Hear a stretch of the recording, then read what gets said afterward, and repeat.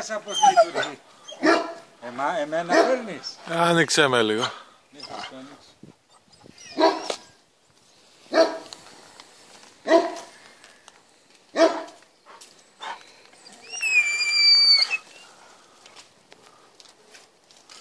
Αυτός έπρεπε να με μυρίσει για να με γνωρίσει.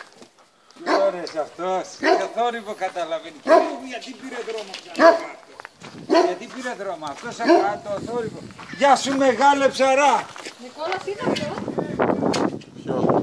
Τι μου κάνεις? Τι είναι? Ποιο? Το κινητό μου. Το κινητό μου. Α, έχει και τέτοιο πράγμα. Θήκη είναι για να μην σπάσει. Μπέμπι, πού είσαι ρε? Πού είσαι ρε? Άντε, έλα.